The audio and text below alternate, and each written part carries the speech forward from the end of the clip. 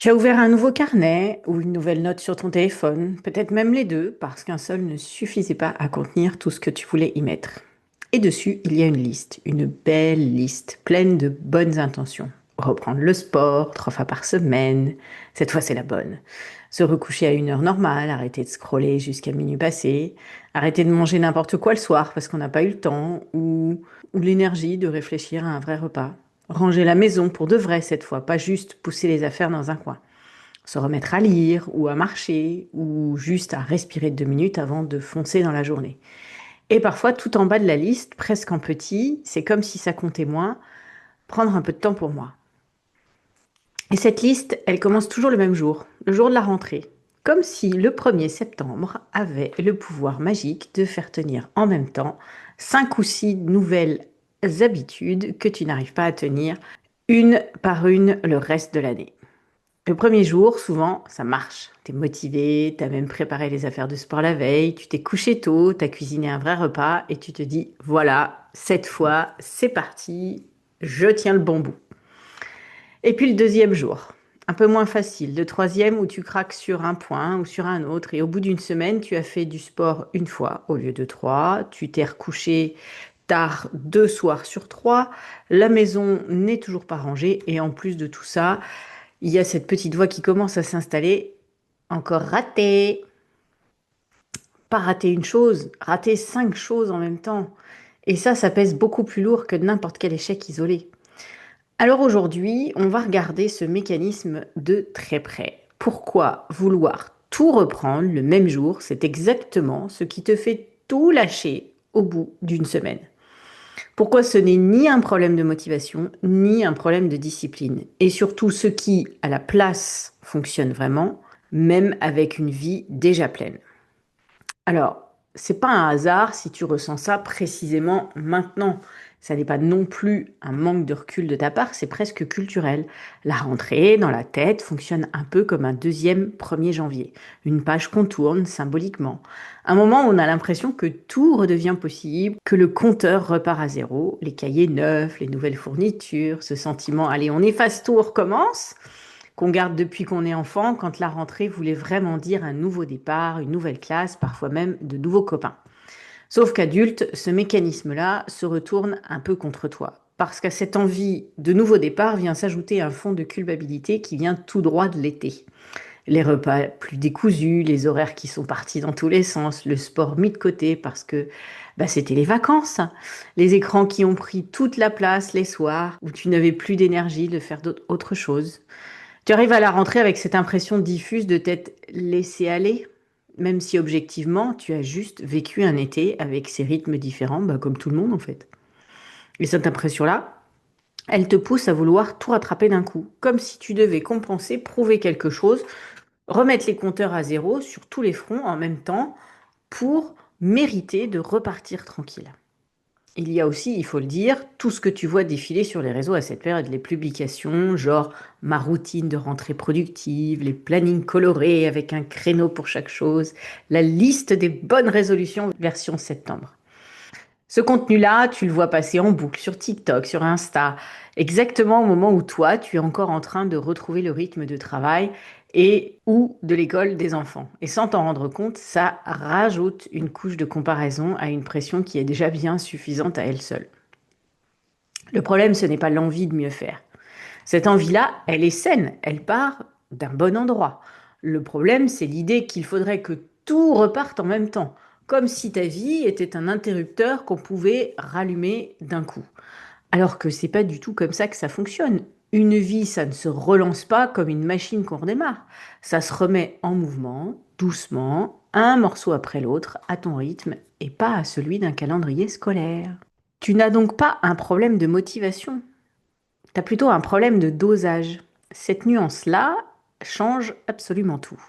Parce que quand tu regardes ta liste de rentrée, tu ne demandes pas juste à ton corps de bouger un peu plus, tu lui demandes en même temps de gérer un nouveau rythme de sommeil, de réorganiser complètement ses repas, de retrouver de l'énergie pour le sport alors qu'elle vient déjà en manquer, de garder une maison rangée en plus du reste et souvent en parallèle de reprendre le travail ou le rythme scolaire des enfants à plein régime avec tout ce que ça implique de nouvelles logistiques. Waouh!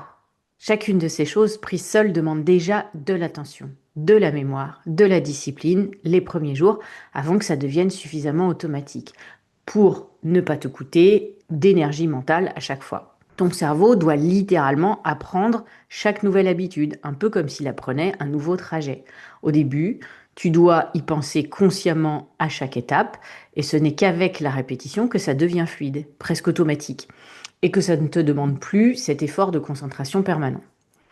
Imagine ça comme une jauge d'énergie mentale, une seule, que tu dois répartir entre tout ce que tu essaies de mettre en place. Si tu ne lances qu'une seule habitude, elle a accès à toute la jauge. Elle a de la marge pour les jours difficiles, pour les imprévus, pour les fois où tu es fatigué et où tu risques normalement de laisser tomber. Mais si tu essayes d'en lancer 5 en même temps, chacune ne récupère qu'un cinquième de cette jauge. Et un cinquième, ça suffit pas à absorber l'imprévu ou la mauvaise nuit ou la journée plus dure que les autres. La moindre difficulté va tout faire vaciller d'un coup parce que aucun des 5 axes n'a assez de marge pour tenir seul. Et c'est exactement pour ça que ça craque toujours au même endroit, rentrée après rentrée. Pas parce que tu es incapable, pas parce que tu manques de volonté, mais parce que tu demandes à une seule personne, toi en l'occurrence, de porter 5 démarrages en parallèle, dans une période déjà chargée en soi, avec une énergie qui n'a rien d'illimité. Alors voilà ce que personne ne dit vraiment, et c'est peut-être le point le plus important de cette vidéo. Quand tu essayes de tout relancer d'un coup, et que l'un des axes craque, souvent le sport ou le rangement, qui sont en général les premiers à sauter parce qu'ils demandent le plus de temps disponible, ce n'est pas juste cet axe-là qui en prend un coup. C'est ta tête tout entière. Tu ne te dis pas calmement, bon, le rangement attendra, mais je continue le reste, c'est pas grave. Tu te dis, j'y arrive pas. Point, global, sans nuance. Et cette phrase-là, elle ne concerne pas que le rangement. Elle va contaminer tout le reste. Le sport que tu avais pourtant tenu 2 fois sur 3, les repas que tu avais quand même équilibrés cette semaine en faisant des efforts réels, et le coucher plus tôt que tu avais respecté 3 soirs sur 5. Tout ça devient invisible, balayé, à côté de ce sentiment global d'échec qui prend toute la place. Et c'est là que ça devient vraiment dangereux parce que ce sentiment-là, rentrée après rentrée, il est répété année après année et ça finit par nourrir une croyance bien plus profonde, une croyance que tu portes peut-être depuis déjà longtemps sans la nommer clairement.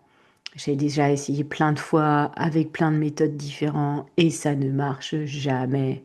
Le problème, c'est peut-être pas la méthode, c'est probablement moi. C'est exactement ce genre de pensée qui petit à petit t'épuise avant même d'avoir commencé quoi que ce soit de neuf. Tu n'abordes plus une nouvelle rentrée avec de l'énergie et de l'envie. Tu l'abordes avec une forme de méfiance envers toi-même, comme si tu partais déjà perdante parce que les rentrées précédentes ont laissé cette trace-là. Et non, le problème, ce n'est pas toi. Ce n'est pas ta capacité à tenir un objectif, ni ta volonté, ni ta discipline. C'est d'avoir voulu escalader 5 montagnes le même jour en te demandant ensuite pourquoi tu es essoufflé au bout de 3 marches sur la première. Personne ne tiendrait ça.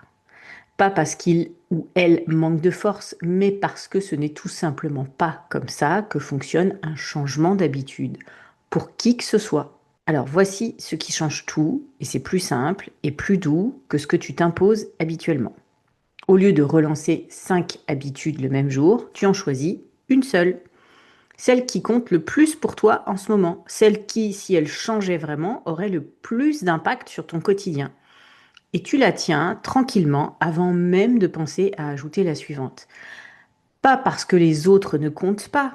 Elles comptent toutes, bien sûr, mais parce qu'une habitude qui tient vraiment sur plusieurs semaines, qui devient presque automatique, pèse infiniment plus lourd dans ta vie que 5 habitudes lancées en même temps le même jour et abandonnées tout ensemble aussi au bout de 5 jours. Prenons un exemple concret très parlant, le sommeil. Si tu choisis le sommeil comme premier axe cette rentrée, tu ne touches à rien d'autre pendant 2 à 3 semaines. Tu ne culpabilises pas de ne pas avoir repris le sport en parallèle, tu ne te forces pas non plus à ranger la maison de fond en comble le même mois, tu laisses ton énergie tout entière se concentrer sur ce seul changement. Te coucher un peu plus tôt, couper les écrans un peu avant, garder ce rythme même les soirs où tu n'en as pas très envie. Et c'est seulement quand ça te demande plus autant d'efforts conscients quand ça commence à devenir naturel que tu peux envisager d'ajouter un deuxième axe, en gardant le premier comme acquis, comme un socle. Prenons un autre exemple, différent, le rangement. Si c'est ce point-là qui te pèse le plus, tu ne te lances pas dans je range toute la maison ce week-end et je maintiens ça parfaitement toute l'année. Non, tu choisis une seule zone, un seul rituel simple. Par exemple, ranger la cuisine chaque soir avant de te coucher, rien de plus. Tu tiens ce rituel-là seul pendant plusieurs semaines jusqu'à ce qu'il devienne automatique. Et ensuite seulement, tu peux étendre si tu as encore l'énergie et l'envie. Ce n'est pas plus lent que de tout lancer en même temps, c'est même souvent beaucoup plus rapide sur la durée parce que ça tient justement. Alors que 5 départs en fanfare qui s'effondrent en une semaine, tu les refais chaque rentrée sans jamais vraiment avancer, en repartant à chaque fois de zéro avec en plus une couche de découragement supplémentaire. Ce n'est pas non plus une question de faire moins bien ou de se contenter de peu ou de revoir tes ambitions à la baisse, c'est une question de réalisme, tout simplement. Ta vie ne s'arrête pas pour te laisser tout reconstruire d'un coup. Il y a le travail, les enfants, la fatigue accumulée de l'été, qui n'a pas forcément disparu du jour au lendemain. Un seul axe à la fois, c'est ce qui tient compte de cette réalité-là, au lieu de l'ignorer complètement en te fixant un programme pensé pour une vie sans contrainte. Alors, comment tu choisis concrètement parmi tout ce qui traîne sur ta liste?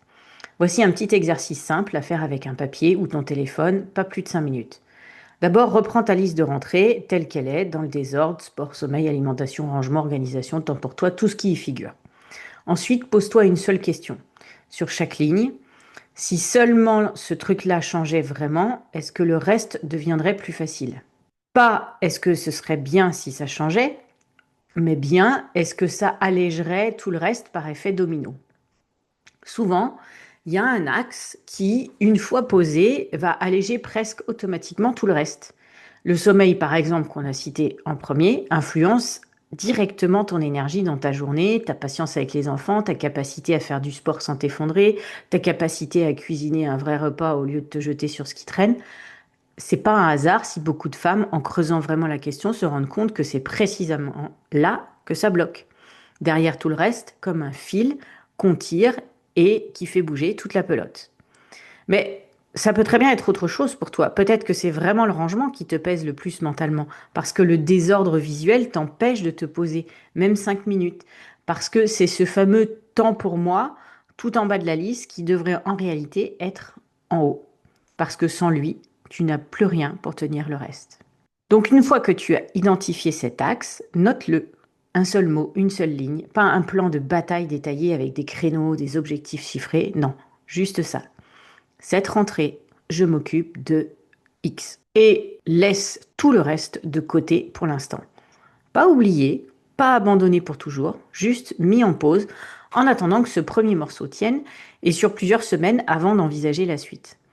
Tu peux même te dire très concrètement, presque à voix haute, cette année, cette rentrée, je ne relance qu'une chose. Le reste attendra que la première tienne.